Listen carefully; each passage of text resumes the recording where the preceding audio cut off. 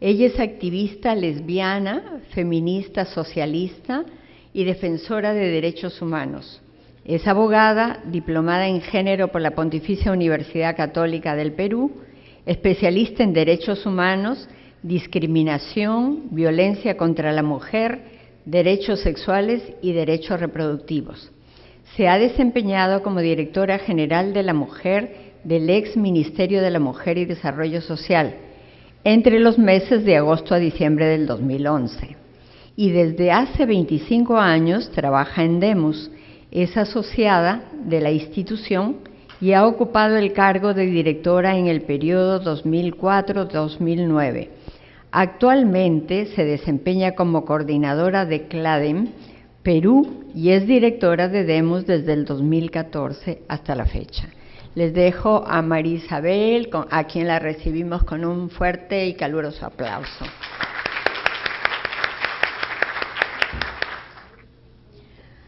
Buenos días, bienvenidas a todas y a todos.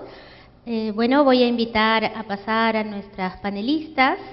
En primer lugar, voy a invitar a Pilar Rueda y voy a invitar también a Marta Rondón. Bienvenida, Pilar. Adelante. Hola, querida Marta. Pasa.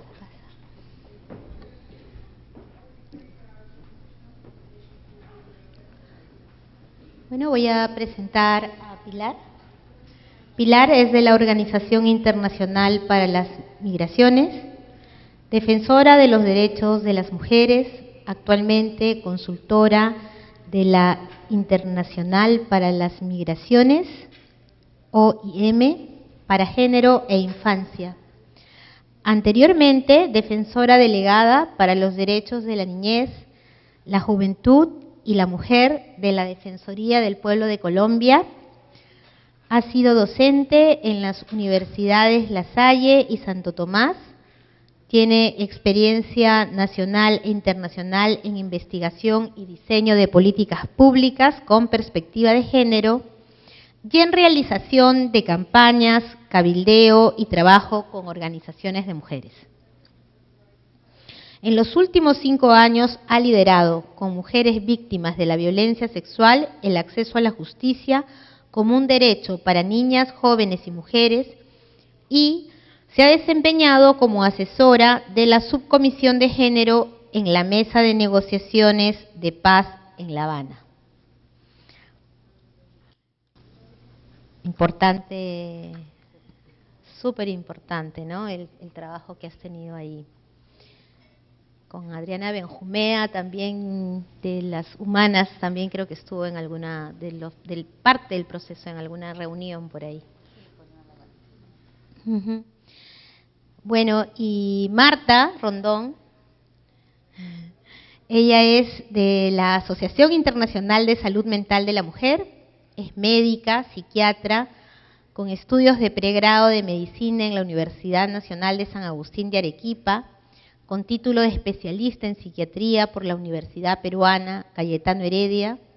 Posee un grado de maestría en políticas y servicios de salud mental por la Universidad Nova de Lisboa, Portugal. Actualmente es docente de la Unidad de Salud Mental y Psiquiatría del Departamento de Clínica Médica de la Universidad Peruana Cayetano Heredia y psiquiatra asistente en el Instituto Peruano de Paternidad Responsable IMPADES, donde fue consultora del proyecto AMA, Atención de la Mujer Ahora. Es paz presidente de la Asociación Internacional de Salud Mental de las Mujeres, fundadora de la Asociación Peruana de Salud Mental para la Mujer, ex vicedecana del Colegio Médico del Perú en el periodo 2008-2009 y expresidenta de la Asociación Psiquiátrica Peruana de 2004 al 2005. Bueno, un aplauso para ellas, por favor. Bienvenidas. Bueno, vamos a desarrollar este panel. Vamos a darle la palabra primero a Pilar, luego a Marta, ¿no? Estamos en un panel sobre maternidad forzada, ¿verdad? Y bueno, vamos a abordar interdisciplinariamente desde las diferentes perspectivas y experiencias que tienen nuestras panelistas, ¿no? Yo solo quería hacer un par de comentarios, por lo menos en mi país, ¿no? Todavía está pendiente el cumplir con adecuar el Código Penal al Estatuto de Roma de la Corte Penal Internacional. Todavía la violencia sexual durante contextos de conflicto armado interno, o sea, no es tipificada en el Código como lesa humanidad. Todavía es difícil para nosotras en el Congreso que se reconozca que maternidad forzada, embarazo forzado, en determinados contextos es un crimen de lesa humanidad. Estamos en esa lucha, estamos en la lucha porque se reconozca que esa es una de las formas de violencia sexual que se dieron durante el conflicto armado interno que vivió nuestro país entre los 80 y los 90. Y claro, y la penalización del aborto, por ejemplo, en casos de violación sexual, es también una forma de desconocer, de reconocer que existe embarazo forzado y maternidad forzada en el país. Se ha avanzado desde organizaciones feministas como Demus en denunciar esta relación entre mandato social de la maternidad, penalización del aborto o criminalización del derecho a decidir de las mujeres, ¿no? Y también como el impacto que tiene la maternidad y el embarazo y la maternidad forzadas en lo que es el proyecto de vida para las mujeres, ¿no? Entonces, creo que esto va a ser parte también seguramente de los aspectos que ustedes desarrollen y luego vamos a dar pase a las preguntas para que pueda establecerse un diálogo. Bueno, Pilar. Sí, claro.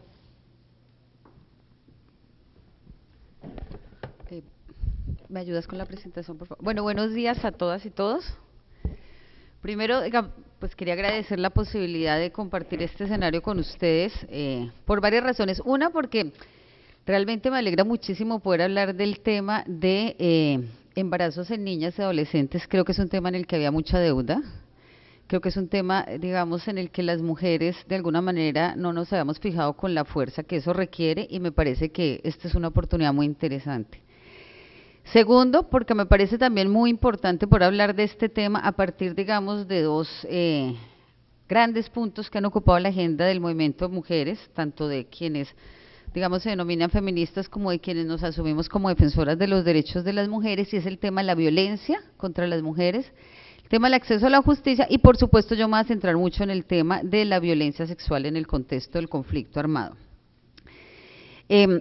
Quiero, digamos, empezar diciendo varias cosas. Uno, me parece también muy, muy importante los enfoques que hemos visto en estos 2 días, sobre todo el enfoque de derechos, porque yo creo que este es un tema que, si se asume desde ahí, por supuesto que la máxima responsabilidad es de los estados en cuanto a la garantía de estos derechos, y por supuesto el déficit es muy alto. Todas las fotos que ustedes van a ver aquí son de mujeres víctimas de violencia sexual en el conflicto armado, que han aceptado aparecer en las fotografías, porque han vivido ya un proceso de más o menos 3, 4 años en el que han decidido hacer público que han sido víctimas de abuso sexual en el conflicto armado, y además estamos con ellas en una campaña que se llama Doy la cara, den ustedes la voz, para enfrentar la violencia sexual dentro y fuera del conflicto armado. Esto lo hacemos además con un modelo de jornadas colectivas de denuncia que estamos liderando con varias mujeres y que nos ha permitido, digamos, ya tener 800 víctimas que han presentado denuncia, que están identificadas y que están en procesos de capacitación y de construcción de propuestas, viendo la paz como una oportunidad para los temas que tienen que ver con sus propias situaciones y las de las demás mujeres. Mi presentación va a estar en la vía de, vamos, de lo que hemos hallado con este proceso de 800 mujeres, niñas y últimamente hombres que se han acercado a estas jornadas para denunciar, y también, digamos, con la información oficial que existe, que es la del Instituto Nacional de Medicina Legal. Siguiente, por favor. Bueno, digamos que yo creo que lo que ha sido un elemento común en estos 2 días es que efectivamente frente al tema de violencia sexual y violencia contra las mujeres persiste una gran impunidad social y una gran impunidad institucional. Digamos que a mí en estos días me ha quedado una gran pregunta y es que oigo con mucha insistencia que la solución no está en el mundo de lo penal y estoy convencida de eso. Pero tampoco creo que la solución sea olvidar el mundo penal, sobre todo cuando las mujeres víctimas no han tenido acceso a una solución en términos de justicia y cuando se ha establecido, digamos que en un estado liberal y democrático, la justicia no solamente está hecha para sancionar, sino para garantizar la ampliación de libertades a las mujeres. Entonces, digamos que este debate sobre si sanción sí o no es un tema que me parece que es muy interesante, solo que, digamos, me parece que es preocupante cuando se pone que no es lo único cuando estamos hablando de la violencia contra las mujeres. Siguiente, por favor. Bueno, quisiera aquí hacer unas claridades antes de entrar en el tema, porque van a ser como tips muy rápidos porque tenemos poco tiempo y, digamos, me parece que es importante compartir con ustedes alguna información. Primero, digamos, esta denominación con ocasión del conflicto armado, esto no es gratuito, es una gran pelea de las mujeres víctimas que la Corte Constitucional recogió en el último auto de enero de este año, donde dice que se amplía la categoría de violencia sexual con ocasión del conflicto armado para poder sancionar a victimarios que no necesariamente hacen parte de los grupos armados. Es decir, la Corte habla de unos contextos en los que el conflicto armado genera unas condiciones que pueden, digamos, o permiten o promueven la violencia sexual contra niñas y mujeres. Segundo, voy a ubicarme desde las víctimas no combatientes, es decir, haciendo uso del principio de extinción del VIH, porque además hay un falso, digamos, dilema que se ha creado sobre todo en Colombia con el proceso de paz, y es asumir que la violencia sexual es un tema únicamente, en este caso de las guerrillas, las FARC, y digamos ha sido manejado un poco como propaganda, donde se dice, bueno, las que violan son las guerrillas. No, eso no es cierto y lo vamos a ver un poco en las estadísticas, e incluso porque en el trabajo de asesoría a la mesa de negociaciones yo pude identificar que muchas mujeres combatientes han sido víctimas de abuso sexual cuando han sido detenidas y torturadas, e incluso en eso me parece muy importante decirles a ustedes, todos los informes institucionales de la Defensoría del Pueblo y de la comunidad internacional también han dejado claro que la mayoría de, digamos, todos los niños y niñas que se han ido a los grupos armados reconocen como segunda causa para vincularse a un grupo armado la violencia sexual en su casa o la violencia intrafamiliar. Y creo que ese es un tema que es importante que el país reconozca. Lo otro es que efectivamente la violencia sexual, no vamos a tener una gran discusión si es un arma de guerra o no, pero ha sido usada como un mecanismo de terror, claramente, y además como un mecanismo que usan de una forma oportunista para reforzar relaciones abusivas de poder, sobre todo quienes no hacen parte de los grupos armados, pero que se benefician de esos contextos locales de violencia generalizada. Siguiente, por favor. Bueno, digamos que ha sido lo importante de trabajar con víctimas. Uno, digamos, la violencia sexual es uno de los crímenes reconocidos tardíamente. Primero hablamos de desplazamiento forzado, desaparición forzada, ejecuciones extrajudiciales, etcétera, etcétera, y hay un largo etcétera, hasta cuando la Corte en el auto 092 decide incorporar la violencia sexual como uno de los riesgos de género que que produce el conflicto armado. Y ese reconocimiento fue muy, muy importante, porque durante muchos años solo había énfasis en las violaciones a derechos humanos más visibles, por ejemplo, la crisis humanitaria generada por el desplazamiento, pero nunca se había visto que otros delitos estaban inmersos en esa, digamos, infracción al VIH, y la violencia sexual, cuando la Corte la plantea, presenta los primeros 83 casos a la Fiscalía, las mujeres van empezando a decidirse a hablar, y creo que ese reconocimiento institucional fue muy importante.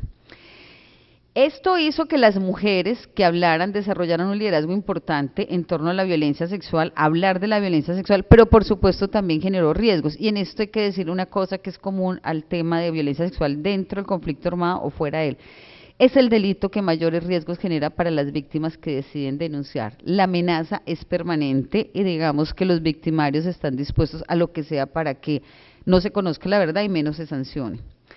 Es una agenda exclusivamente femenina y esto ha sido muy interesante ver lo que ha significado al interior del movimiento de víctimas, donde hay muchos hombres, campesinos, indígenas, etcétera, pero no todos dispuestos a asumir la violencia sexual como parte de su agenda reivindicativa, y en esa medida, digamos, ha sido muy importante que las víctimas, especialmente las que están en mayores condiciones de vulnerabilidad como indígenas, afrodescendientes, sean quienes empiecen a incorporar esta como su agenda propia. Evidencia las múltiples intersecciones de discriminación. Las víctimas mayoritarias de violencia sexual son niñas indígenas, niñas afrodescendientes y mujeres indígenas y afrodescendientes, que son una población mínima. Por supuesto, también las víctimas del conflicto armado. Y una cosa que nos ha parecido importante es que a partir de hablar de la violencia sexual con ocasión del conflicto armado como un hecho de alguien externo, las mujeres han empezado a hablar de la violencia sexual que ocurre al interior de las familias. Y yo creo que ese es uno de los temas más importantes como reto de cara a la construcción de la paz, y es que si no se habla de la violencia sexual en las casas, en las escuelas, como un tema muy grave de violación de derechos humanos, no vamos a lograr nada. Siguiente, por favor. Bueno, las estadísticas lo han dicho, las principales víctimas son mujeres, 86%, pero un tema que no lográbamos sacar con fuerza es que son las mujeres menores de edad, es decir, mujeres entre 14 y 17 años. Y esto, digamos, es un campanazo que tuvimos que enfrentar las mujeres que habíamos decidido trabajar violencia sexual, porque no lo teníamos tan claro y porque siempre había una práctica de separar temas de niñez de temas de mujeres, y creo que en este tema el reto es otro. Siguiente, por favor. Bueno, violencia sexual con ocasión del conflicto armado. Esta gráfica no salió como estaba inicialmente, pero lo que quería decirles es que con base en los informes de medicina legal, que son más o menos 15 años que revisamos, en promedio cada año más o menos 20.000, 17.000 víctimas van a medicina legal, es decir, reconocen haber sido víctimas de abuso sexual. Para un dictamen sexológico es en promedio más o menos 55 personas. Esto, por supuesto, implica un subregistro alto, porque medicina legal solo hay en algunas ciudades. Pero lo que es interesante es que a ese sitio llegan a denunciar abuso sexual o con ocasión del conflicto armado solo el 0.8% o 0.06%, 0.03%. Es decir, la guerra no se inventó la violencia sexual y no es el escenario donde mayormente sucede. Lo que pasa es que las prácticas sí son muy, muy crueles y generan impactos muy fuertes no solo en las víctimas, sino en las comunidades. Siguiente, por favor. Bueno, esto ya entró como un poco a revisar lo que es la información recogida de 800 casos a partir de 3 años con víctimas trabajando directamente con ellas. Este es un acto simbólico que hacen las mujeres después de esas jornadas de 2 días, donde en barquitos de papel escriben los temas que quieren olvidar y los echan al agua. Y es como ya el símbolo de ellas. Siguiente, por favor. En estas jornadas las mujeres, digamos, hemos trabajado mucho el tema de acceso a la justicia, se trabaja capacitación con ellas y muchas asisten con sus hijos. Estos hijos son hijos de violación por parte de actores armados. Como les digo, siguiente, por favor. Lo que me parece muy importante es que ellas han decidido dar la cara y empezar a hablar públicamente de eso, porque la consigna es que la vergüenza no son ellas las que la tienen que sentir y que la sociedad también tiene que empezar a cómodamente escuchar estos testimonios y no cerrar los oídos y sentir vergüenza ajena, porque eso no lo va a resolver.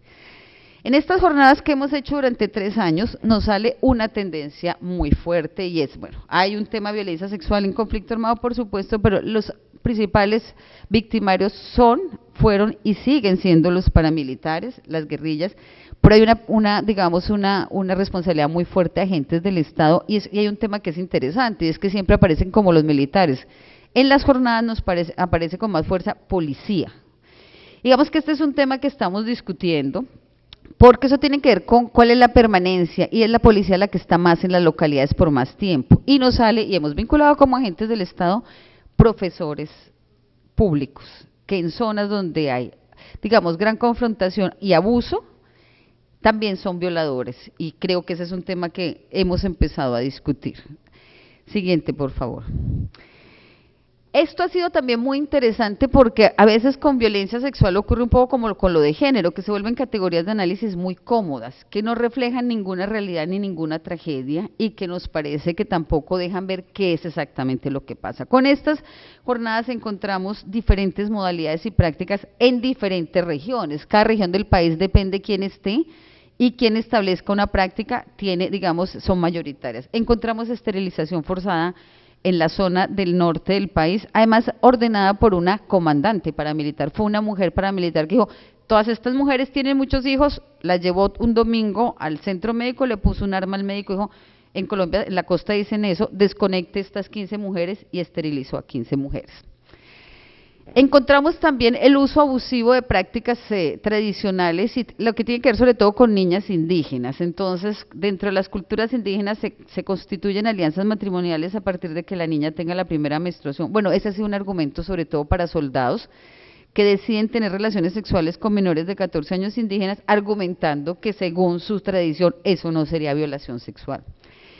Esclavitud y explotación sexual, y ese es un tema que nos preocupa mucho porque tiene que ver con los grupos ilegales que siguen ejerciendo poder y control en zonas donde están los paramilitares y que siguen muy vinculados a economías ilegales como la minería.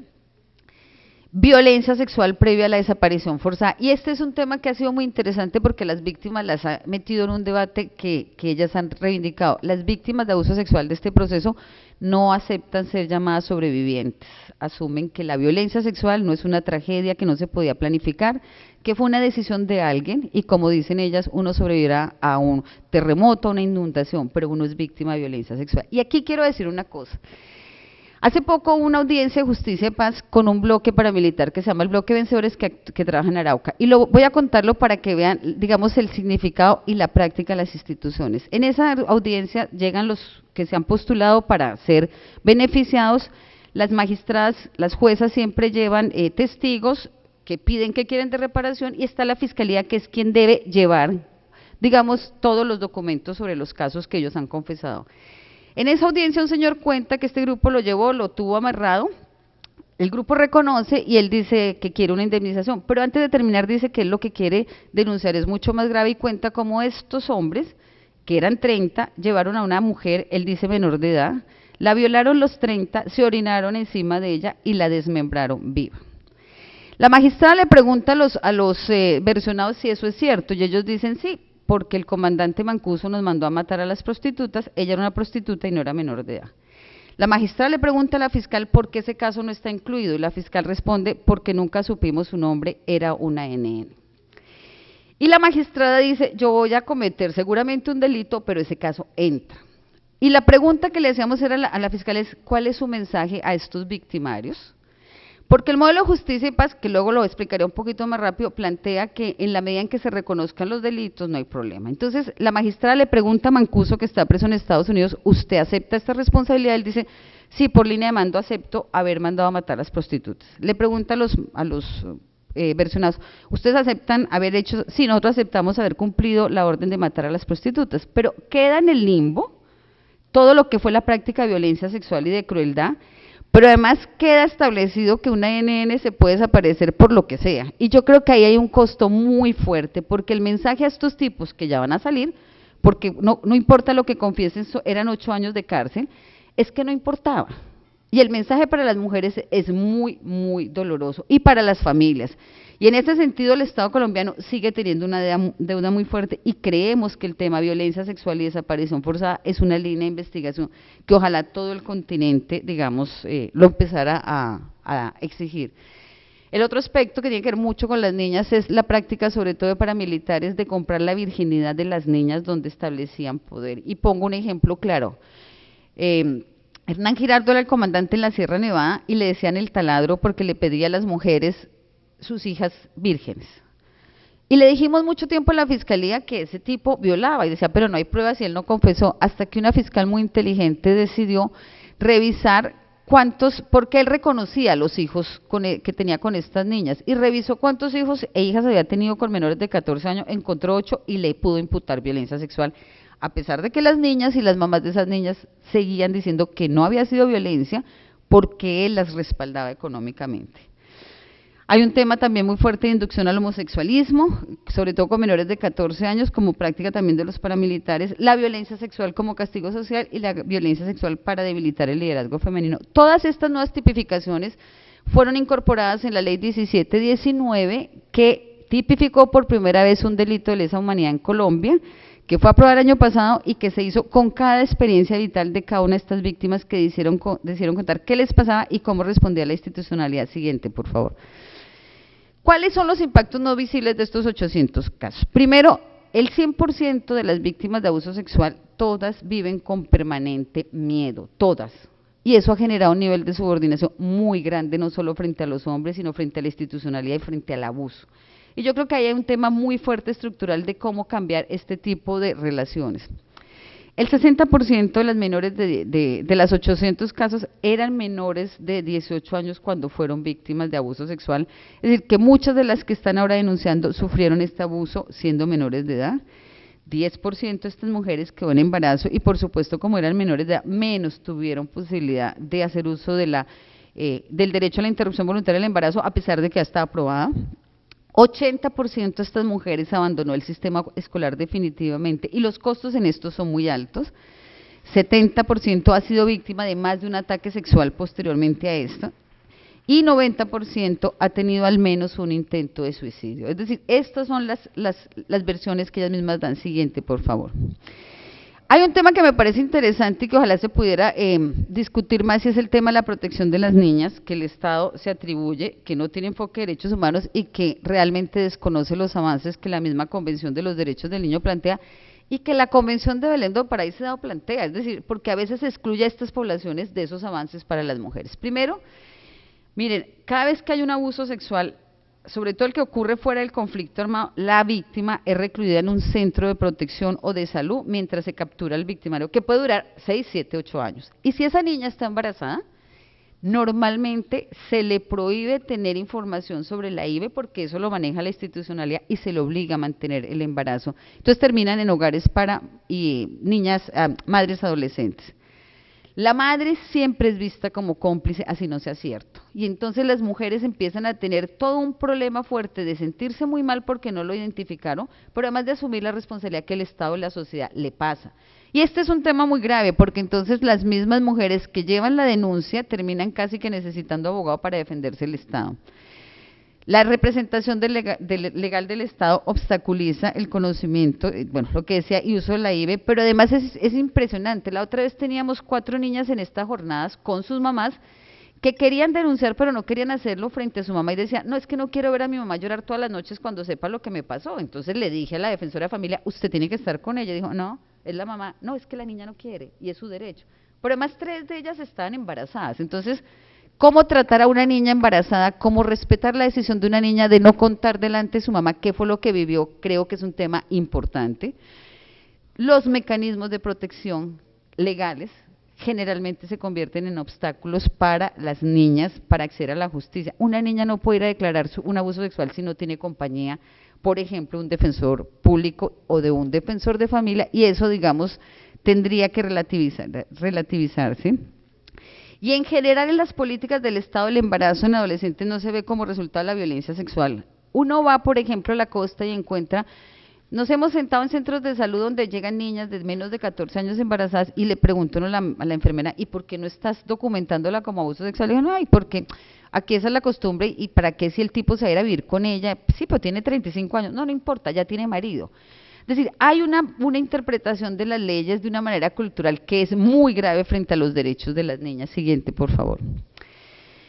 ¿Qué significa, digamos, para las mujeres, y ahí es donde vuelvo a mi pregunta estos 2 días, ¿qué significa la justicia? Pues una deuda, incluso es el debate en este momento en Colombia cuando las mujeres les dicen, bueno, hay que tolerar un nivel de impunidad para la paz. Y uno dice, bueno, pero si todo el tiempo ha habido impunidad, ¿cuál es la diferencia? ¿Qué es lo nuevo que nos ofrecen? Es lo que dicen las víctimas. Primero, realmente el problema con los temas de justicia cualquiera, los que se usan para justicia transicional o el sistema penal acusatorio que ya tiene unos años de implementado en Colombia, es que realmente cada vez se suplanta el propósito de justicia por el propósito de resultados, que es claramente descongestionar el sistema judicial. Y cuando la meta es descongestionar el sistema judicial, las mujeres, las niñas son las sacrificadas. Y creo que esa es una reflexión que es importante. Segundo, hay un gran debate en Colombia sobre los máximos responsables, que es el modelo de justicia transicional usado sobre todo en Ruanda, la antigua Yugoslavia, y es que en temas de violencia sexual las mujeres sí han dicho, no quiero que a mí me digan que van a sancionar a un comandante o a Mancuso porque es que el que me violó sigue viviendo al frente y amenazándome y él no fue el que me tocó. Y la Fiscalía y los legisladores no han querido oír eso, que para las mujeres en temas de violencia sexual lo más importante es el autor material. Segundo, el tema de selección y priorización, que son los modelos de justicia transicional. ¿Cuáles son los temas que se seleccionan? Pareciera que todo fuera a ser un proceso de litigio estratégico y la verdad es que sí hay dudas cuando el Estado decide hacer litigio estratégico. Es decir, ¿Cómo le dice una fiscal a una mujer? No, su caso no entra porque no está entre los priorizados. Eso no puede suceder y ahí hay un gran cuello de botella que se está discutiendo. El sistema judicial hasta ahora reproduce relaciones abusivas de poder, sobre todo en el ámbito local. El comisario de familia, el defensor de familia, el fiscal, todo el mundo se conoce, van de fiesta el viernes, y en esas relaciones de poder locales, las que están siempre fregadas son las mujeres. Tenemos el caso en un pueblo en la costa del país, donde el violador es el hijo de la alcaldesa, y no hemos podido hacer nada porque nadie quiere actuar frente a él y porque asumen que no es tan grave. Y yo no sé cómo es aquí, pero en Colombia la justicia ordinaria para los temas de violencia de género no garantiza la separación de poderes. La puerta de entrada para la justicia que tienen las mujeres y las niñas en lo local son las comisarías de familia, y a la comisaría de familia la nombra el alcalde, es decir, la autoridad local administrativa, lo cual significa que ella ni le hace caso a las leyes ni a la rama, sino solamente al alcalde, a quienes siempre les interesa que ese tema no se note mucho y quienes usan esos cargos como los cargos más fuertes de clientelismo. Siguiente, por favor. En esto yo creo que las mujeres víctimas sí siguen viendo la paz como una oportunidad única para, siguiente, por favor, superar la subvaloración de la violencia sexual. Es decir, no es un tema solamente de capacitación y entrenamiento, es realmente darle el lugar que este delito tiene en los imaginarios de la gente y en los imaginarios de quienes operan la institucionalidad. Y yo no creo que sea un tema de sensibilización, ¿saben? Yo creo que tienen que reconocer que es un delito y lo tienen que tratar como un delito, pero seguimos pensando que hay que sensibilizarlos. Yo creo que eso no es cierto. La verdad es que creemos que en el fondo los imaginarios son los que reproducen todas estas prácticas que permiten y favorecen la violencia contra mujeres y niñas. Y en Colombia las víctimas de abuso sexual están empecinadas en lograr convencer al país, al Estado de la guerrilla, que no todo es válido en la guerra ni en el amor. Muchas gracias.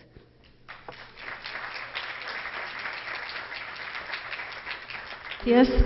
Buenos días. En primer lugar, agradecer la oportunidad de dirigirme a ustedes y de compartir algunas, desde el punto de vista médico, porque yo soy médica, algunos temas relativos a las consecuencias de la violencia sexual sobre la salud de las mujeres. Avancemos, por favor.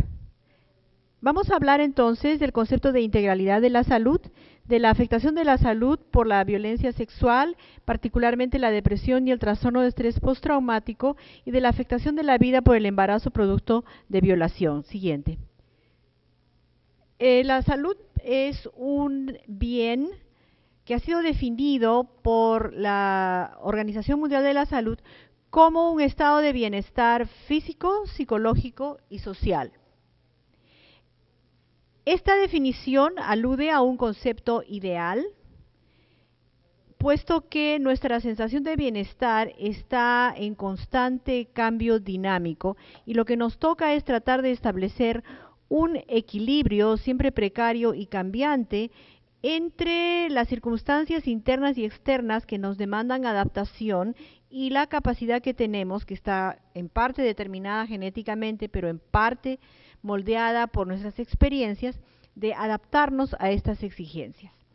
El cerebro es el órgano que modula lo que ocurre en el exterior y cómo es que nosotros vamos a responder internamente frente a los estímulos externos e internos. Ustedes saben que existe la respuesta aguda al estrés. Cuando algo nos amenaza o nos exige adaptación, el cerebro le ordena al hipotálamo que libere la hormona que se llama CRH, la cual a su vez produce la liberación de ACTH, que se va rápidamente a las glándulas suprarrenales y produce cortisol. El cortisol es la hormona que nos permite enfrentarnos a los estresores de las maneras que le toca a los seres vivos, con la lucha, la huida o la parálisis. Cuando pasa el estresor, el cortisol vuelve a su nivel anterior y recobramos el equilibrio. Pero cuando hay un estresor demasiado severo, como pudiera ser una violación sexual, estar en un terremoto, ser víctima de un asalto a mano armada o estar en un accidente automovilístico. La magnitud del estresor y la magnitud de la respuesta frente a este dan lugar a que se pierda el mecanismo de retroalimentación del cortisol. Entonces el cortisol se queda todo el tiempo alto hasta que se agota el sistema y caemos en hipocortisolemia. Pueden ustedes ver ahí cómo en el sujeto normal, una vez que se produce la liberación del cortisol, hay un freno que es la retroalimentación, el cerebro dice ya pasó el susto, cae el cortisol, se recupera. En las personas que tienen depresión mayor, se debilita este freno de la retroalimentación y el cortisol se queda alto todo el tiempo. Cuando la persona tiene el trastorno de estrés postraumático, por el contrario, el freno es demasiado poderoso y no se secreta suficiente cortisol, de modo que la persona no es capaz de enfrentarse a nuevos estresores. Siguiente, por favor. Tomando en cuenta entonces que la violencia sexual es un estresor abrumador y que va a lograr que se disregule el sistema del cortisol y va en primer lugar a producir cantidades de cortisol extremadamente elevadas todo el tiempo, me gustaría ver cuáles son con ustedes las consecuencias de la exposición a la violencia sexual. Del punto de vista físico, lo más importante son los problemas ginecológicos, donde se ha establecido que la frecuencia de problemas ginecológicos en una persona la identifica como una mujer violentada. Las mujeres violadas tienen 3 veces más riesgo de hacer enfermedades de transmisión sexual que las mujeres no violadas. Esto tiene que ver, por un lado, con la exposición a hombres que pueden contagiarlas y también tiene que ver con una disminución de la capacidad inmunológica de la mujer, que se debe a la existencia de niveles constantemente elevados de cortisol que interfieren con su capacidad de defenderse de las infecciones.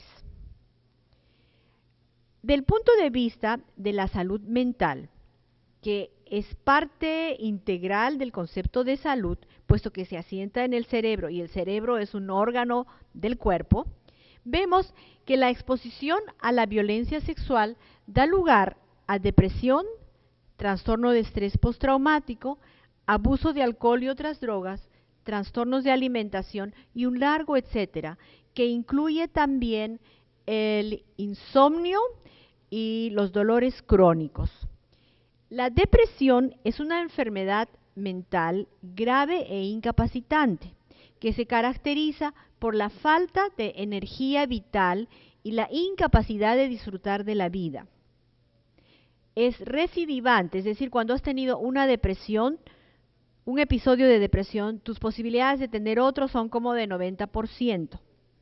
Y se complica con suicidio, donde sabemos que alrededor del 15% de las personas que tienen depresión van a morir por suicidio. Y la otra complicación es el intento de suicidio, que es extremadamente frecuente entre las mujeres que sufren violencia. El trastorno de estrés postraumático es una enfermedad también crónica y debilitante que se caracteriza por una dificultad de enfrentarse a los estresores. Entonces, ¿cómo le va a las mujeres que sufren violencia sexual? La mayor parte de ellas van a tener una combinación de trastorno de estrés postraumático y depresión, aunque el 20% no van a presentar ninguna secuela sobre su salud mental. Un grupo alrededor del 27% van a tener solamente trastorno de estrés postraumático y alrededor del 5% van a tener solamente depresión. En suma, las mujeres sometidas a violación sexual tienen como 80% de posibilidades de tener una enfermedad mental como consecuencia de esta violencia. La violencia sexual, entonces, incrementa la prevalencia de trastornos mentales de tipo ansiedad, como el trastorno de estrés postraumático, y de depresión. Pero también incrementa la presencia de todos los trastornos mentales que pudiéramos describir. Aumenta el alcoholismo, aumenta los trastornos de la alimentación, aumentan los problemas de sueño, aumentan los trastornos de la personalidad, según la carga genética que tenga la mujer. La prevalencia de vida de cualquier trastorno en las mujeres de la población general sin violencia sexual es alrededor del 6%. Como de 6 de cada 100 mujeres van a tener algún trastorno mental en algún momento de su vida. Las mujeres que tienen violación por parte del compañero íntimo, de su pareja o de su expareja, tienen 15% de prevalencia de vida de algún trastorno mental. Pero las mujeres que han tenido historia de violación, ya sea en la infancia, la adolescencia o la adultez, tienen 33% de posibilidades de tener un trastorno mental en algún momento de su vida. Estos trastornos mentales fueron medidos respecto de síntomas que duren más de un año. Y de las mujeres que tienen enfermedades mentales, ya sea depresión o trastorno de estrés postraumático como consecuencia de una violación, sabemos que alrededor de la mitad va a quedar con síntomas persistentes. Es posible que no tenga ya la enfermedad definida según el manual, pero estos síntomas de todas maneras van a interferir con su funcionamiento adaptativo. Siguiente. La violación sexual, entonces, va a producir daño en alrededor del 80% de las mujeres, y de estas, las que reciban tratamiento, todavía la mitad se va a quedar con síntomas persistentes. ¿Y qué va a determinar la gravedad de las consecuencias mentales? Es cuando existe penetración. Cuando existe penetración, el riesgo de enfermedad es máximo. Y se ha determinado que las mujeres que han tenido penetración forzada son las que tienen más probabilidades de presentar tanto síntomas de depresión como de trastorno de estrés postraumático al mismo tiempo. Puesto que las clasificaciones psiquiátricas son convencionales y nosotros estamos hablando de conjuntos de síntomas que hemos decidido agrupar convencionalmente, algunos autores dicen que esta combinación de síntomas de trastorno de estrés postraumático y depresión corresponde a una activación inespecífica del sistema nervioso central en respuesta al estresor abrumador que está causado por la violación. El estrés postraumático es una enfermedad que, como ustedes saben, se ha definido a partir de la década de los 70 y primero se encontró en los combatientes que regresaban del Vietnam, que eran gente que venía muy afectada psicológicamente por estas experiencias terribles que habían tenido en un país extraño a manos de un enemigo que se escondía detrás del bambú.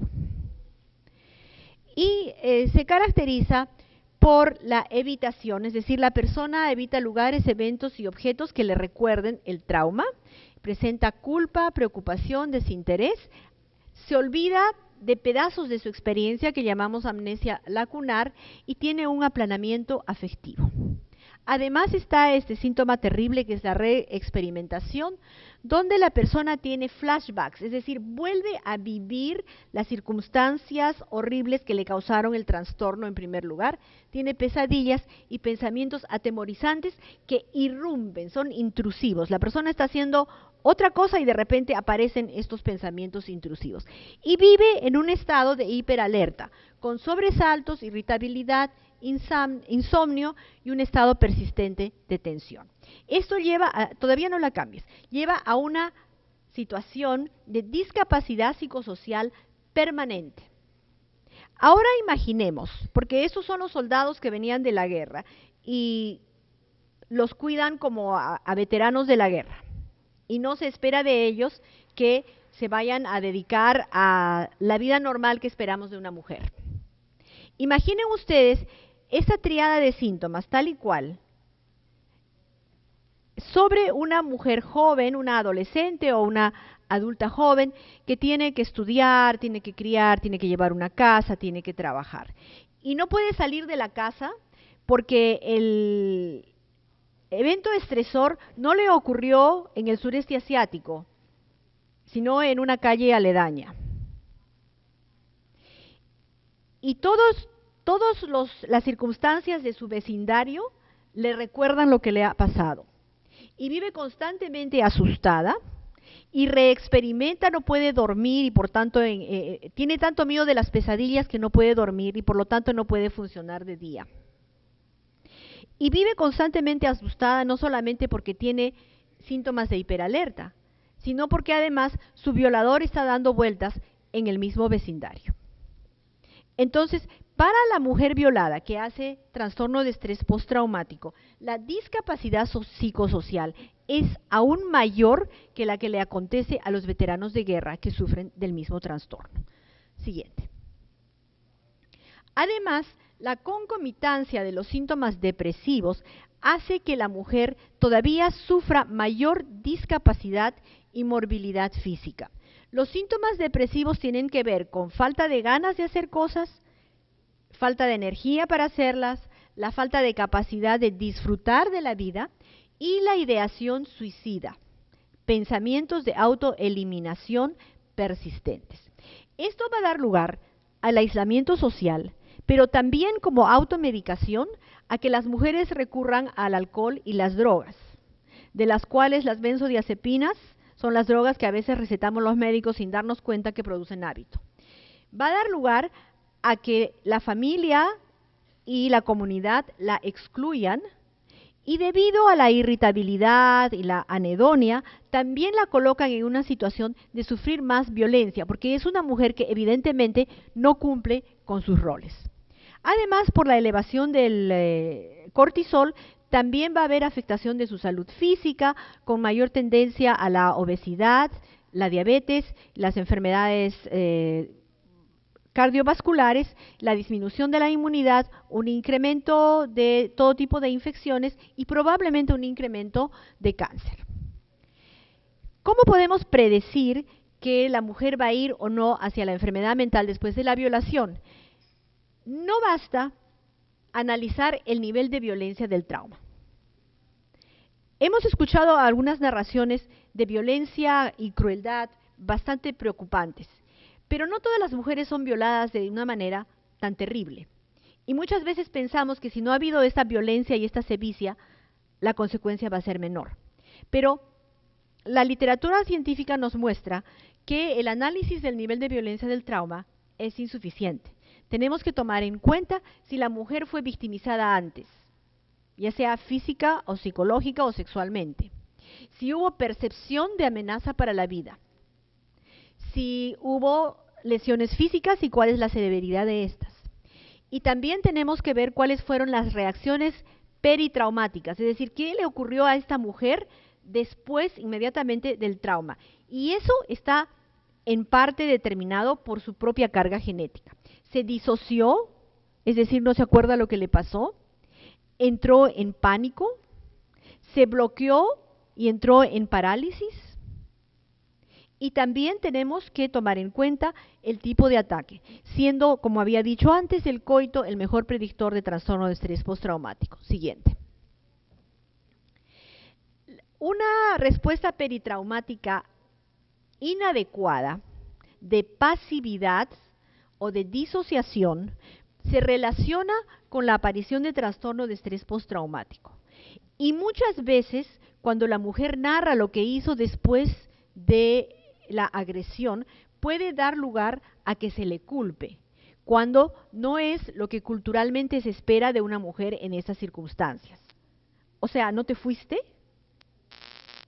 ¿No saliste de la habitación? ¿No fuiste a denunciar? Cuando en realidad la mujer está disociada o está paralizada. Y entonces, muchas veces cuando las mujeres denuncian, la respuesta peritraumática se escruta en busca de legitimar la violación, sin recordar que las respuestas peritraumáticas responden a cómo está configurado el sistema nervioso central con una fuerte base genética. y que tienen componentes emocionales, cognitivos y conductuales que muchas veces es difícil entender y que se relacionan también con la biografía de la mujer. Siguiente, por favor. Entonces, peritraumático es lo que ocurre inmediatamente después del trauma. En los hombres generalmente es de cólera y en las mujeres es frustración y ansiedad. Y la manifestación de la ansiedad masiva frente a un estresor muy grande es la disociación. Y nosotros sabemos que las mujeres que se disocian tienen mayor riesgo de hacer trastorno de estrés postraumático. Predicen trastorno de estrés postraumático después de la violación, entonces, la disociación, la percepción de amenaza para la vida y la sensación de horror. Siguiente, por favor. Más allá de los síntomas del trauma, también tenemos que contextualizar la violación en la ideología patriarcal. El género femenino subordinado y carente de poder, la alienación del cuerpo de la mujer, que va a dar lugar a que luego de la violación la mujer rechace su propio cuerpo y sus sensaciones, la persistencia de pérdida del deseo, incapacidad para la excitación, pérdida del orgasmo y dispareunia persistentes que prolongan el sufrimiento de la violación para la mujer, aun cuando ella después tenga una pareja consensual. El embarazo después de la violación es otra injuria que tortura a las mujeres después de la violación, que se descubre justo cuando todavía la mujer está en esta etapa peritraumática, todavía no ha logrado recobrar el funcionamiento de su sistema nervioso central y que lo va a vivir como un recordatorio constante del trauma, con las manifestaciones de horror, vergüenza y amenaza. Es decir, constituye una prolongación del estresor y sus consecuencias fisiológicas. Y lo peor de todo es que las consecuencias psicológicas y psiquiátricas del embarazo por violación van a ocurrir no solamente durante la gestación, sino sobre todo durante el posparto, donde van a afectar a la mujer y al niño. Siguiente, por favor. Esta es una narración de una mujer que habló frente a la Comisión de la Verdad y Reconciliación, donde habla de lo mal que se sentía, de cómo había esta sensación de extrañeza respecto de su cuerpo, decía, yo pensaba que dentro de mí ese producto es cuantos, como un monstruo será, cuántas tantas personas que me han abusado, yo pensaba que tenía un monstruo, depende qué clase, que estaba creciendo en mí adentro. Siguiente, por favor.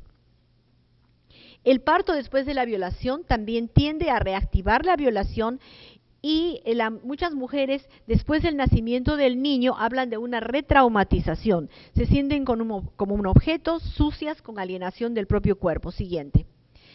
Los niños y niñas nacidos luego de la violación, tenemos reportes anecdóticos de neonaticidio en Kosovo y Bosnia, con riesgo incrementado de maltrato infantil y abandono.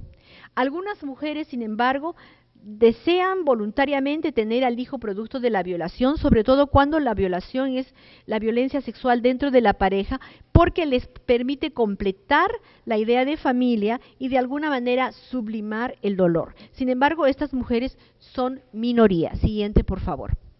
La penalización del aborto luego de la violación somete a la mujer a una nueva victimización, donde se le prolonga la exposición a estresores innecesariamente, con incremento del riesgo de psicopatología incapacitante.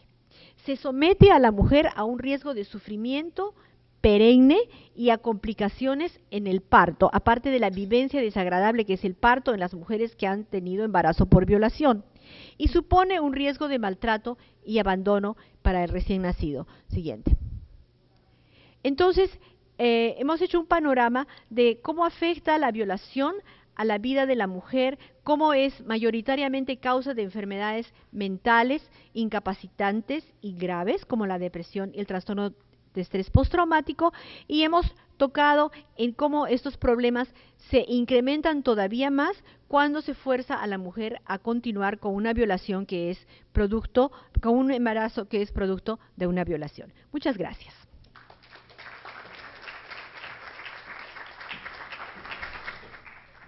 Bueno, entonces los invitamos a dialogar con nuestras panelistas.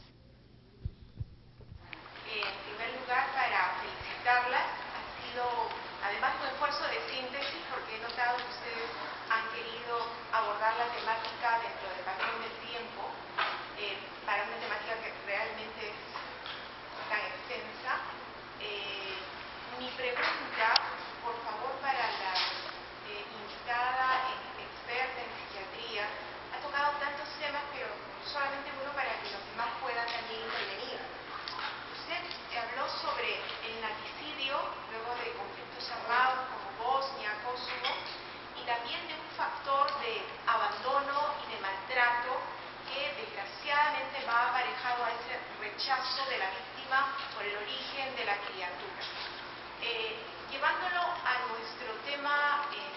estar en el país, ¿usted considera que esto implicaría que el Estado deba abordar también la necesidad de prevenir estas consecuencias?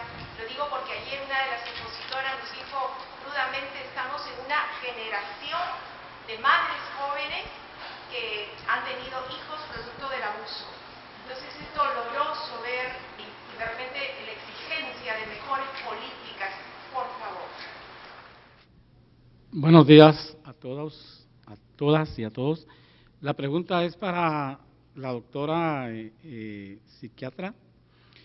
¿Cuánto tiempo puede durar un estrés postraumático en la vida de la víctima? ¿Y cómo afecta a la víctima en su posterior matrimonio, en su caso? Gracias.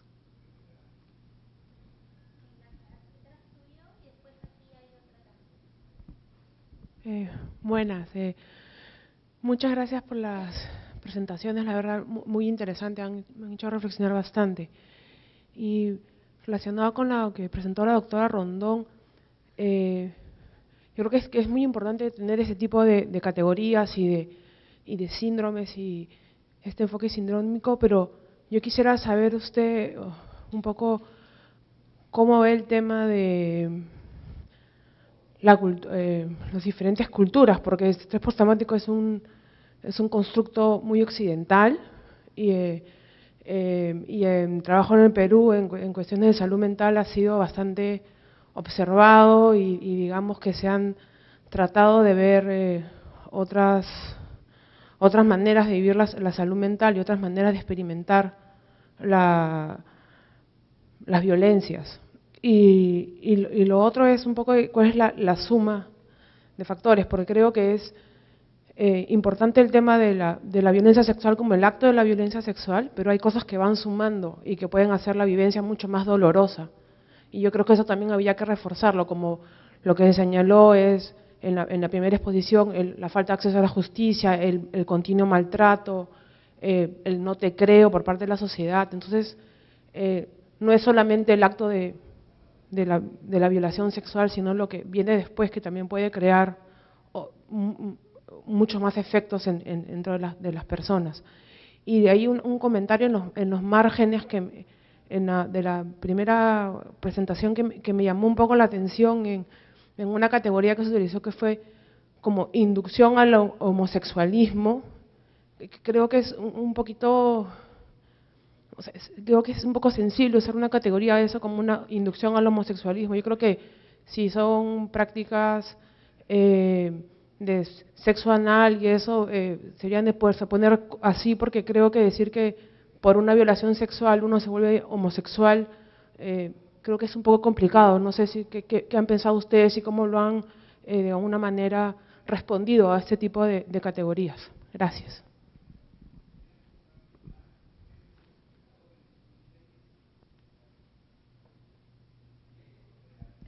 Gracias. Buenos días. Muchísimas gracias a las dos exponentes. De verdad que toda su exposición es muy enriquecedora y fortalece mucho el trabajo que hoy nos convoca en este momento. Yo solo quisiera pedirle a Pilar si nos pudiera profundizar un poquito más en cuanto a víctima y sobreviviente, ya que en determinado momento pues esas dos palabras pueden crear como algún conflicto, ¿verdad?, en el abordaje de la violencia. Gracias.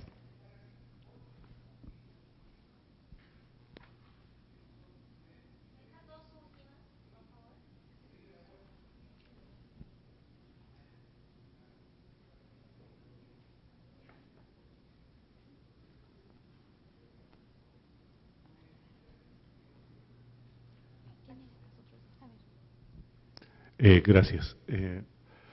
Mi nombre es Mario Cabrera, soy médico, soy el coordinador de capacitación de la Fundación Educación para la Salud Reproductiva, que tiene una representación en 10 países de América Latina. Oyendo a Pilar, como colombiano, he oído esto con horror muchas veces y no puedo dejar de horrorizarme cada vez que lo oigo.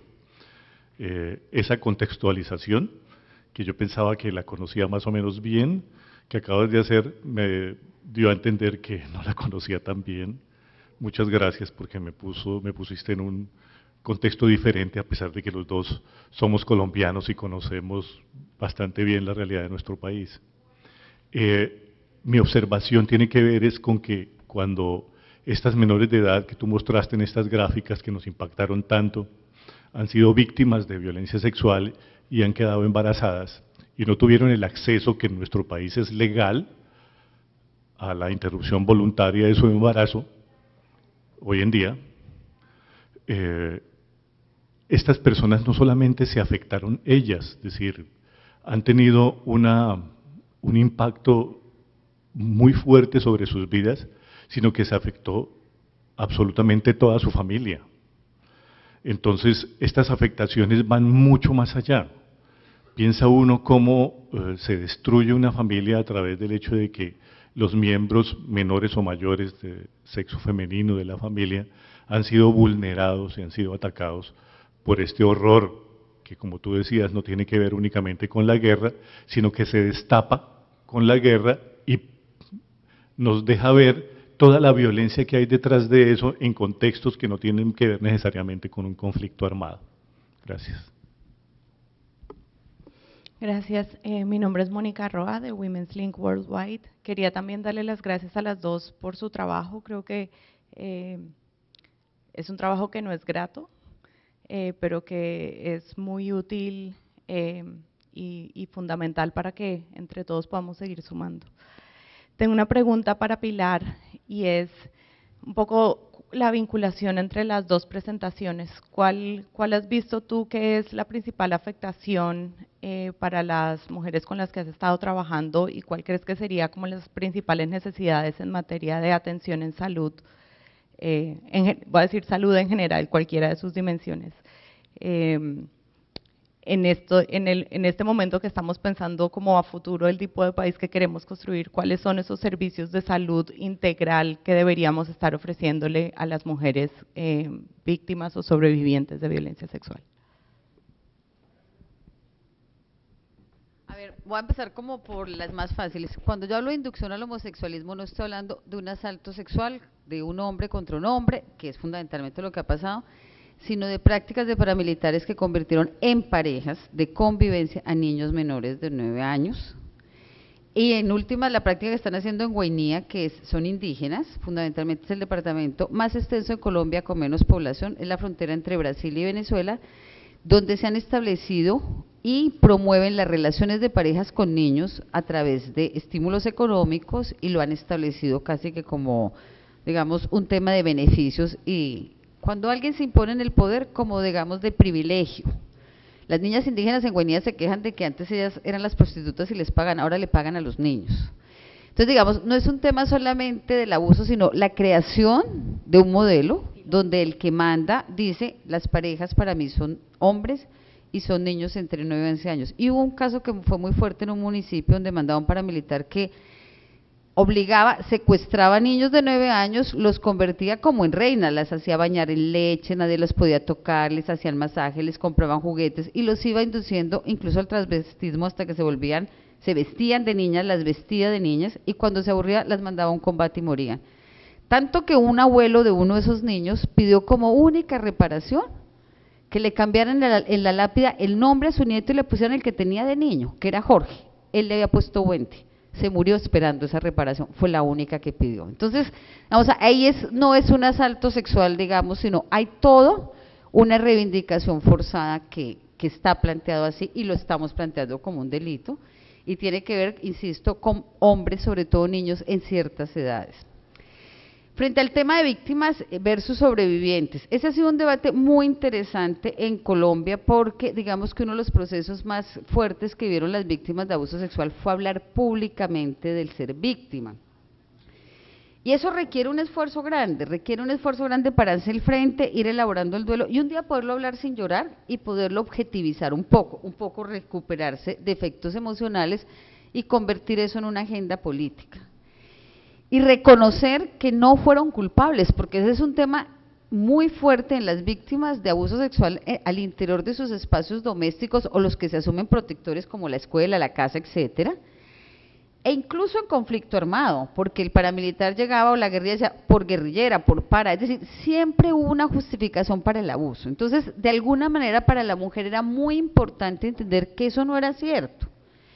Y lograr, digamos, entender lo que Primo Levi en su libro Los hundidos y los salvados escribió sobre la diferencia entre ser víctima y victimario, y es que en una situación de este tipo de violencia, ¿quién puede decidir?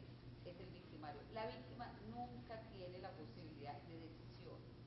Entonces, construirse sobre la idea de por qué se es víctima, para las mujeres víctimas de abuso sexual fue como un poco, bueno, y ahora cuento de que nos dicen que somos sobrevivientes.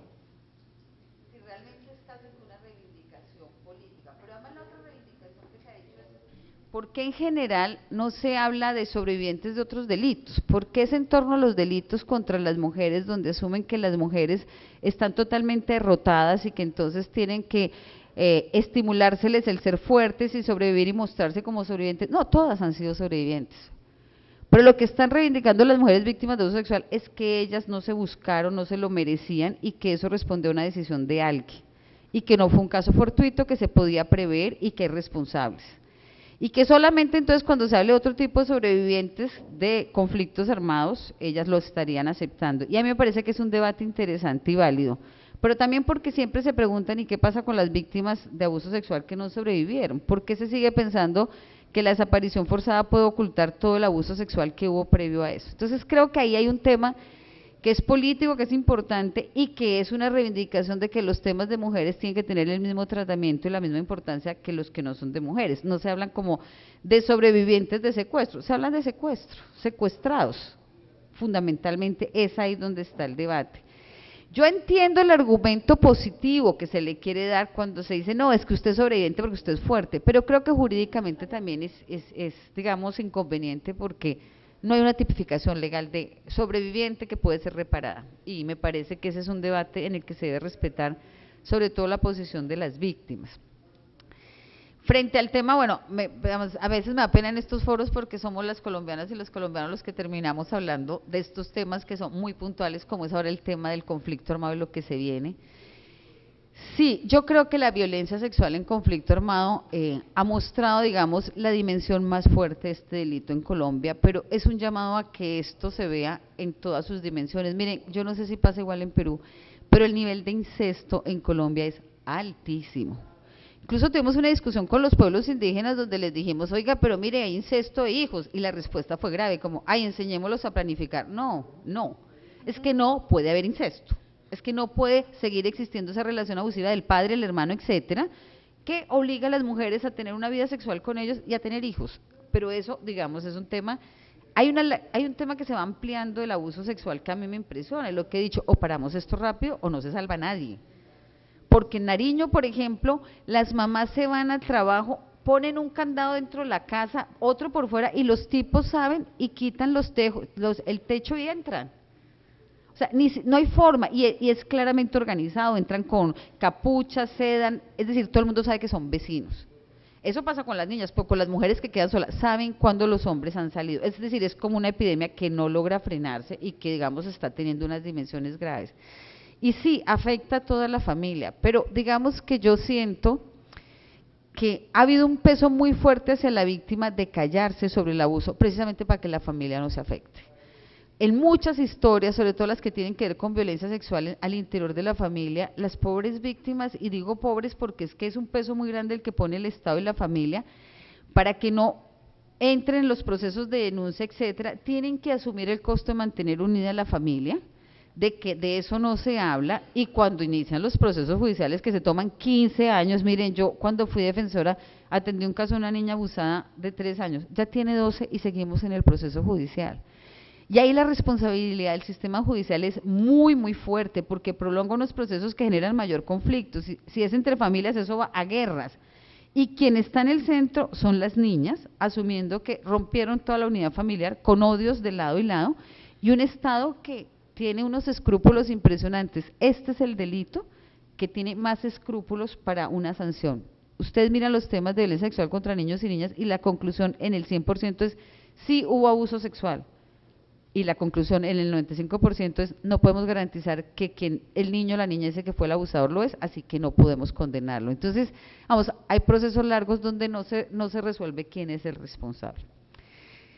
Y eso, digamos, me pone en el tema lo que plantea Mónica con el tema de la salud. Mire, yo no sé, las mujeres piden mucho atención psicosocial porque van tomando conciencia de los impactos emocionales que esto les ha generado, pero también hay un tema muy fuerte que es el tema de la atención en salud física. La cantidad de enfermedades de transmisión sexual es impresionante. Colombia volvió a tener casos muy altos de mujeres con sífilis, que pasan la frontera para venir a recibir atención acá, y muchas ya con, digamos, síntomas de demencia. Entonces, digamos, el tema de la atención física, el tema del kit de emergencia, que es, digamos, un derecho, uno dice, ¿cómo es posible que el Ministerio de Salud vaya a las veredas más fuertes y uno diga, a ver, dieron kit de emergencias en sí, y uno va y dice, ¿y los han usado? No, dice, pero entonces, ¿cuál es la explicación? 100 casos denunciados en medicina legal y no se ha usado el kit de emergencia. Eso debería tener sanción para los médicos, realmente la debería tener, porque lo que implica eso en la vida de esas niñas y mujeres es muy grave. Es SIDA, es otras enfermedades de transmisión sexual y son embarazos no deseados. Los médicos y las médicas también de manera arbitraria no hacen uso de los kits de emergencia, no informan, no es un tema solamente del sector justicia. Y si las víctimas son indígenas o afrodescendientes, se sienten con mayor derecho para no hacerlo. Creo que el tema psicosocial, por supuesto, ahora, yo con eso tengo una gran preocupación, porque cuando fui defensora, yo encontré en los centros de salud mental cantidad de niños y niñas víctimas de abuso sexual medicados. Y siempre me pregunté cómo es posible que esa sea la solución. Yo recuerdo un niño, Mateo, que tenía 5 años, y yo lo iba a visitar y le preguntaba, Mateo, ¿cómo estás? Y él respondía, hoy estable. ¿Cómo un niño de 5 años puede hablar así? O sea, eso es una tragedia. ¿Cómo un niño reconoce que el lenguaje que lo define es el del psiquiatra, que le dice, hoy no te doy la medicina porque estás estable, tiene 5 años? Entonces tengo mucha preocupación con el tema psicosocial porque siento que los estados han sido muy cómodos en decir, no, esto es estrés postraumático, vamos a medicar, etcétera. Y yo por el contrario he sentido, también porque no ha habido otra oportunidad, es que yo veo cantidad de mujeres, vecinas, que después de ir el abuso y tener cierto apoyo, empiezan a tomarse un tinto, a hablar con la mujer y terminan haciendo unos acompañamientos psicosociales impresionantes. No creo que eso sirva para todos los casos, como digamos también pasó con el desplazamiento forzado, que llegaron muchas agencias humanitarias y atendieron el 2%, el resto lo atendieron las mujeres campesinas, sin ser agentes humanitarios, cometiendo fallas, pero hicieron que la gente sobreviviera. Entonces siento que poderlo hablar, tramitarlo en las familias, tramitarlo con las vecinas, es decir, poderlo mencionar es impresionante. Les voy a contar una historia que a mí me ha impactado mucho. Cuando hablamos con las mujeres víctimas de abuso sexual, siempre nos preguntamos, ¿cómo vas a contar tu caso? Pensando en la verdad, porque los casos son horrorosos. Entonces dijimos, sí, ¿qué hacemos? Y de pronto mi hija, que estudia literatura, dijo, oiga, déjeme envolver esas denuncias cuentos. Y convocó a 8 compañeros de su universidad y ellos dijeron, vamos a volver las denuncias escritas un cuento. Me reuní con ellos un día con 4 víctimas de abuso sexual, agradecerles y todo. Estuvieron felices, les hablamos del abuso sexual, las estadísticas, y de pronto 4 estaban muy nerviosos, y yo digo, ¿te asusta? Dijo, no, esto me confronta, es que yo fui víctima de abuso sexual en mi casa, y estamos hablando de chicos de estrato 5, y yo les dije, ¿y cómo se siente? Y no, pues siento que por fin tengo la oportunidad de hablarlo, y yo dije, bueno, es que la meta de estas mujeres es que de esto se hable.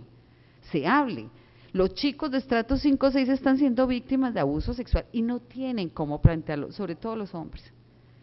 No tienen dónde tramitarlo. Y no puede ser un tema solo de salud mental. Claro que necesitamos una política de salud mental. Pero tiene que ser un tema también donde este delito tan frecuente pase a ser tratado en las mesas, en el comedor, donde el niño puede decir, oiga, mi primo me estaba tocando. Y no sea para salir a matar al primo, para saber cómo se puede tramitar eso si estamos hablando de un chico de 15 años, por ejemplo. Y no esperar que ese chico se vuelva un abusador porque siente que puede hacer uso de esto. Entonces yo creo que en el tema de la atención psicosocial tienen que mirarse también, digamos, niveles. Hasta ahora Colombia ha optado en el caso de niños por medicación. Eso ha sido terrible. No hay terapeutas, digamos, formados o formadas para hacer un buen acompañamiento a una víctima de abuso sexual, sobre todo cuando ocurre en la familia y eso tiene que recomponerse. Y no hay tampoco quienes hayan tramitado el abuso sexual y tampoco menos atención a victimarios y abusadores, que creo que ese es un tema que la sociedad tiene que reconocer, cómo hacer para trabajar con los abusadores. Yo fui al patio de abusadores porque los separan, ninguno me reconoció que era culpable, ninguno. Incluso decían cosas como, doctora, pero ¿qué va a ser abuso si esa niña no tenía sino 6 años y no tenía senos? Y yo decía, ¿de qué está hablando? Y luego dijeron, hemos hecho un aporte importante y sacaron un manual que se llamaba 101 motivos para prevenir el abuso sexual. Y cuando lo abrí decía, no deje que su niña se ponga una falda alta, no deje a su niña ir sola a la tienda, no deje que la niña ande con el papá. Yo les dije, oiga, o sea, las niñas son las responsables, y le dije al director del INPE, ¿usted para la publicación de este manual o tenemos un lío? Porque también los victimarios sienten que eso no es abuso, y ustedes lo saben, las redes de pedofilia argumentan que la práctica sexual con menores de edad es parte del amor. Entonces, ¿dónde se está cuestionando eso y qué están haciendo las sociedades y los estados para cambiar esos imaginarios? No. Entonces, creo que es un tema como de poder combinar. Por supuesto, yo sí estoy convencida que la mejor prevención es empoderar a las posibles víctimas. Hay que enseñarle a las niñas y a los niños que incluso el amor puede ser abusivo, que los papás y las mamás pueden ser abusivas, que el profesor puede ser un abusivo, y que empiecen a detectar los síntomas de esas relaciones abusivas que terminan en abuso sexual. En Arauca, las niñas de 6 años, cuando les decíamos con juegos que era el abuso sexual, decían, pero eso es lo que hace el portero con todas nosotras, nos encierra en la portería, nos hace bajar los pantalones y nos toma fotos, y ellas lo sentían como parte de un juego. Entonces, ¿cómo empoderar a las posibles víctimas? Creo que es la gran pregunta que tenemos mientras logramos transformar relaciones abusivas de poder, que en últimas son las que generan el abuso sexual en cualquier circunstancia. Gracias.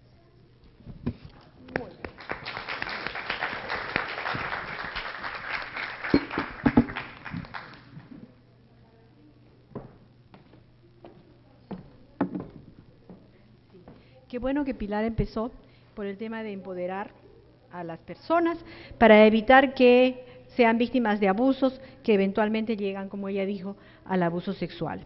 El trastorno de estrés postraumático es una enfermedad crónica, no se cura, dura para siempre. Entonces, el trastorno de estrés postraumático, cuando le ocurre a una mujer que ha sido violada, cómo interfiere con su futura pareja, de muchas maneras, hay una interferencia con la relación sexual, dispareunia, que es el dolor en el coito, como ustedes deben saber, anorgasmia, sentimiento de culpa frente a las relaciones sexuales, falta de deseo, y al mismo tiempo una sensación de culpa de que no estoy siendo la pareja que tendría que ser con esta persona que sí me quiere y no me abusa. Esto es extremadamente dañino para la pareja. La depresión también es una enfermedad crónica recidivante que eventualmente podemos decir que no se cura, y ambas dos conllevan un alto riesgo de alcoholismo, abuso de otras sustancias y intento suicida y suicidio.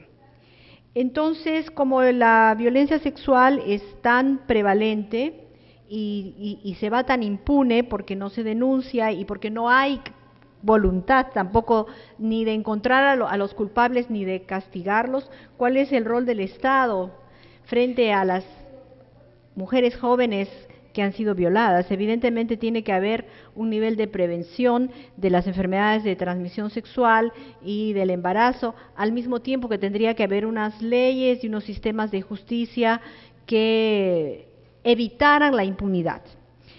Entre nosotros lo que pasa es que no se puede dar la píldora del día siguiente porque el Tribunal Constitucional no deja, y entonces las mujeres se ven simplemente expuestas a la posibilidad de un embarazo y de después ir a buscar un aborto clandestino, porque nuestra ley específicamente no permite el aborto por violación, aunque existiendo el aborto terapéutico tendríamos todos que hacer el esfuerzo de por lo menos ofrecer a las mujeres que han sido violadas y que no quieren seguir adelante con ese embarazo, la posibilidad de acceder a un embarazo por causa de protección de la salud mental, que es una causal de aborto permitida en el Perú.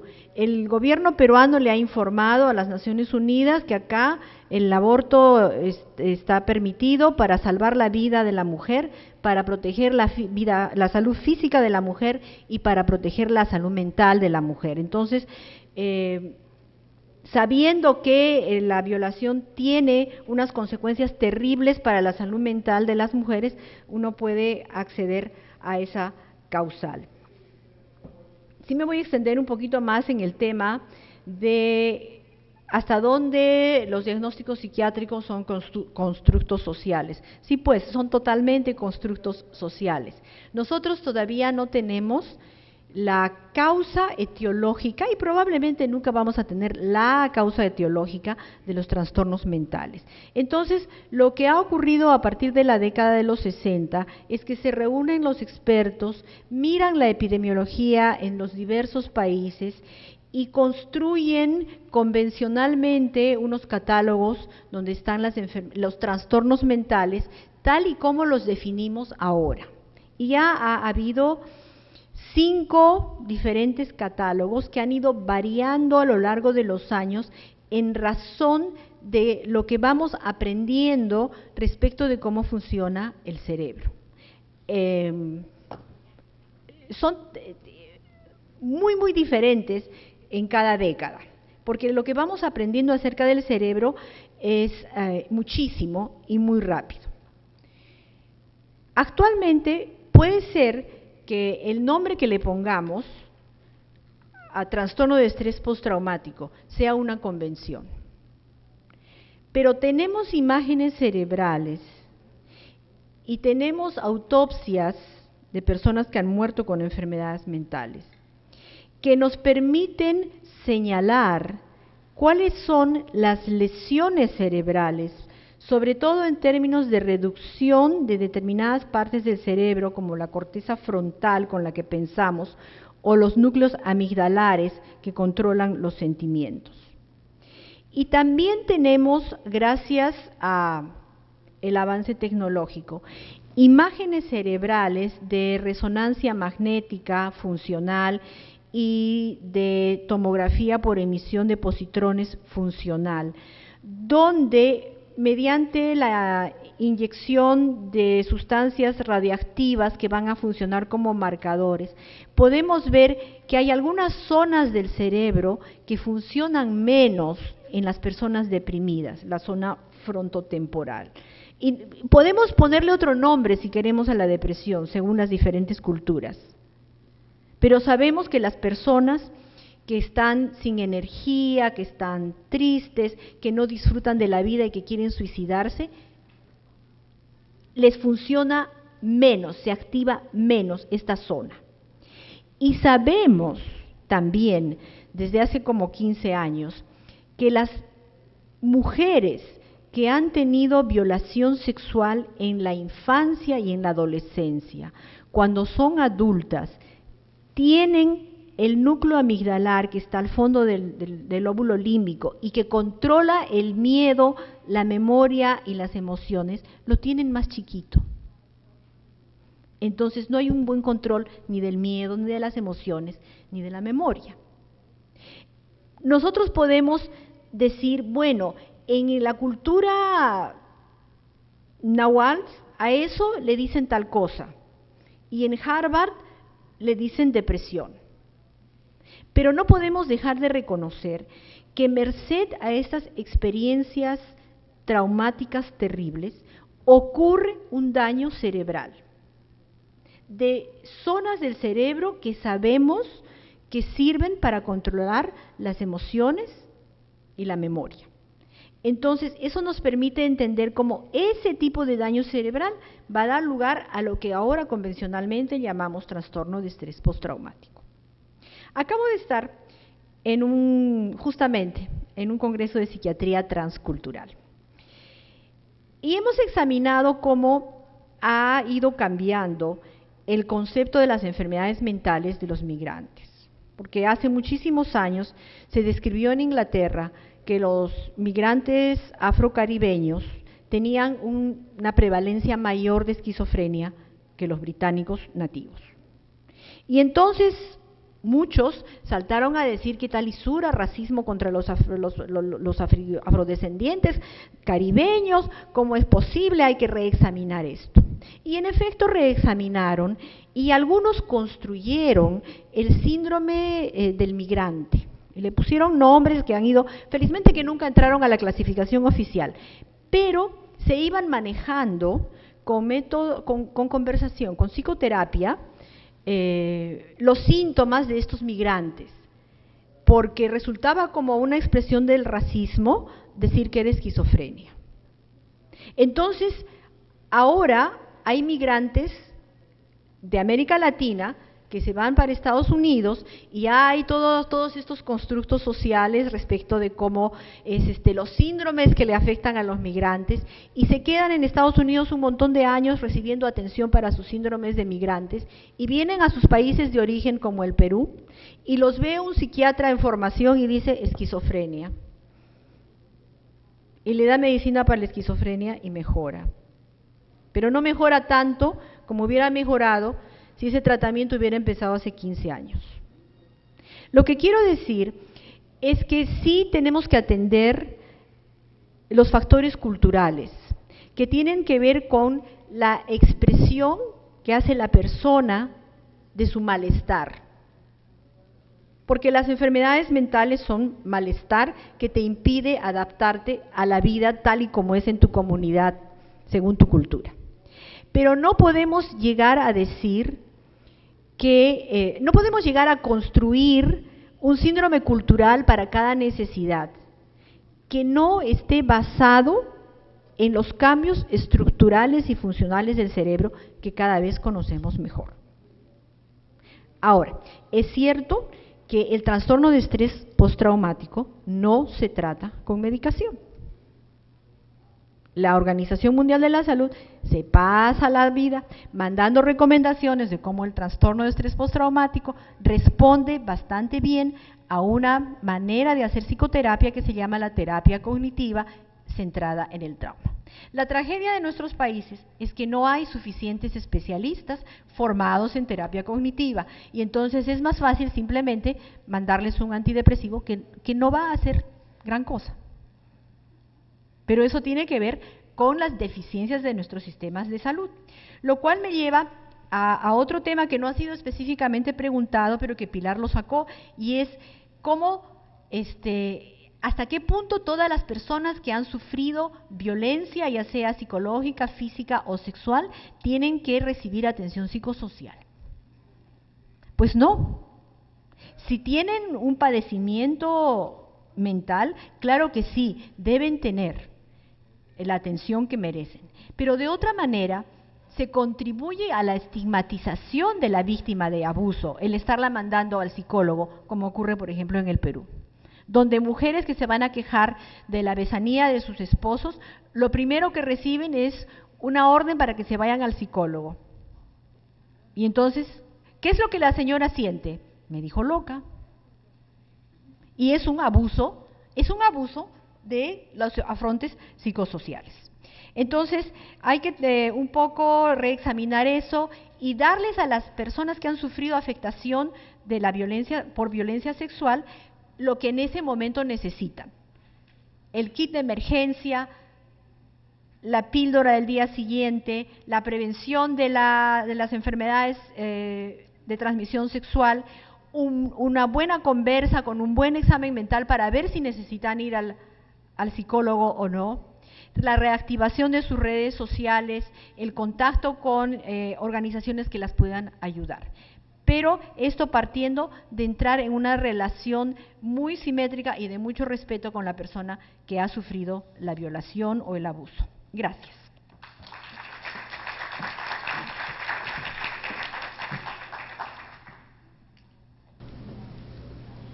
Muchas gracias a Marta. Yo quería comentar que el objetivo de este panel era debatir pues el impacto en la experiencia de niñas, adolescentes y mujeres de la violencia sexual y de maternidades forzadas producto de esa violencia sexual. Asimismo también saber cómo la justicia universal ha tratado la violencia sexual y la maternidad forzada, ¿no? Yo quería entonces señalar que aquí se ha presentado también cómo se da esa violencia sexual en conflictos armados internos, cómo se ha lanzado una interesante hipótesis sobre la relación de causalidad que pudiera haber entre conflicto armado, violencia sexual y después también incesto como impacto de la violencia sexual. También creo que también este impacto de la violencia sexual con relación al proyecto de vida, la salud mental, la vulnerabilidad frente al padecimiento de una serie de enfermedades físicas, psicológicas, ¿no? Creo que debemos seguir ahondando entre la relación entre violencia sexual, maternidad forzada, embarazo forzado, esclavitud sexual y otras formas de violencia sexual antes, durante y después de los conflictos armados, porque en realidad en nuestros países, como por ejemplo Perú también ha sufrido conflicto armado interno, ¿no?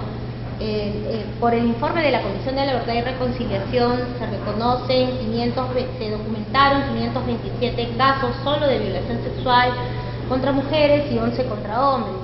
Es por la lucha del movimiento de mujeres, defensoras de derechos humanos, movimiento feminista, que logramos una recomendación del Comité CEDAW para que se ampliara el registro único de víctimas y se pudieran registrar, no tener aún derecho a reparación, pero registrar a víctimas de otras formas de abuso sexual, acogiendo la definición de violencia sexual del Estatuto de Roma de la Corte Penal Internacional, ¿no? Pero vemos cómo, bueno, aunque la cláusula del Estatuto de Roma es abierta, no están comprendidas todas estas formas que hoy hemos escuchado y otras, como en el caso peruano, que ya producto del registro de esta recomendación, de haberlo hecho, esta norma, tenemos ya más de 5.000 casos registrados en el Registro Único de Víctimas, su mayoría de violación sexual. Hay otros casos de violencia sexual como por ejemplo tortura en genitales, tanto a mujeres y hombres, tortura a mujeres gestantes, ¿no? Otras formas que salen, ¿no? Pero con lo que yo también considero es una terminología polémica de inclusión a la homosexualidad o homosexualismo, ¿no?